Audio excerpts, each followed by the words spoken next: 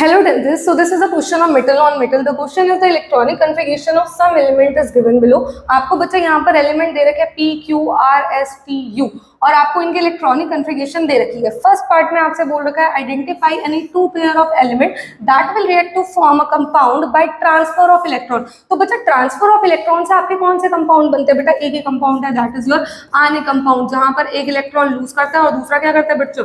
Gain करते हैं. ठीक है, अब इसके लिए मुझे क्या पता होना चाहिए बेटा? इसके लिए मुझे पता होना चाहिए कि इनमें से कौन कैटायन है और कौन क्या है बच्चा? एनायन है. तो आओ जरा एक एक करके चेक करते हैं. सबसे पहले पी की बात करते हैं बेटा. वैलेंस इलेक्ट्रॉन कितने हैं? 8. अपने ऑक्टेट पूरे कर चुका है, ना लूज करेगा, ना गेन करेगा, ना शेयर करेगा बेटा. नॉन रिएक्टिव है, ये है हमारा नोबल गैस, ये है रेस से बाहर, इसे छोड़ दो. फिर उसके बाद क्यू पर आओ. क्यू के बेटा वैलेंस इलेक्ट्रॉन कितने हैं? 1. तो क्या करेगा बेटा? 1 लूज करेगा अपने ऑक्टेट पूरे करने के लिए, क्या बनाएगा? Cation. Next are, valence electron कितने हैं बच्चा? 6. 2 गेन करेगा अपने ऑक्टेट पूरे करने के लिए, क्या बनाएगा बच्चों?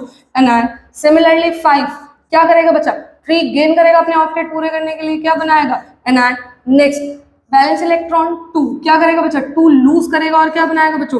कैटायन. सिमिलरली नेक्स्ट 7 1 गेन करेगा बेटा, क्या बनाएगा? एनायन.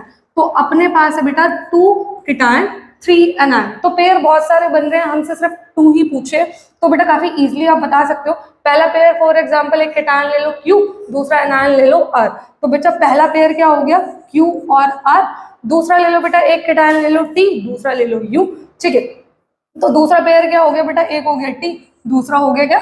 U. सेकंड पार्ट में आपसे बोल रखा है इनका मॉलिक्यूलर फॉर्मूला भी लिखना है बच्चों आपको. तो मॉलिक्यूलर फॉर्मूले के लिए आपको क्या पता होना चाहिए? इनकी वैलेंसी. आओ जरा देखते हैं क्या है. Q के बेटा वैलेंस इलेक्ट्रॉन है 1 लूज करेगा, वैलेंसी हो गई 1. R के वैलेंस इलेक्ट्रॉन है 6, 2 गेन करेगा बेटा, वैलेंसी हो गई 2. इंटरचेंज करो आप, क्या बना? Q2R. और अगर आप चाहो तो बच्चों प्रॉपर नेमिंग भी लिख सकते हो. कैसे? नंबर ऑफ इलेक्ट्रॉन मेंशन है 2881. टोटल कितना हो गया बेटा? 19. 19 पे कौन आता है? आपका पोटेशियम.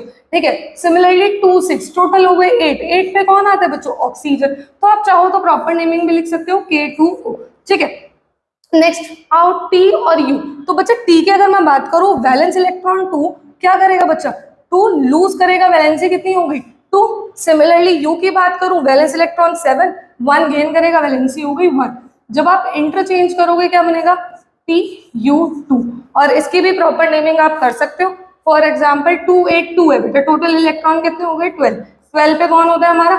मैग्नीशियम. सिमिलरली इसमें कितने हैं? 287. 17 पे कौन होता है बच्चा? फ्लोरीन.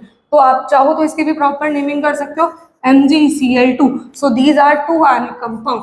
अगर आप चाहो तो बच्चों इनमें और भी पेयर बन रहे हैं, जो आपको अच्छे लगे आप बना सकते हो.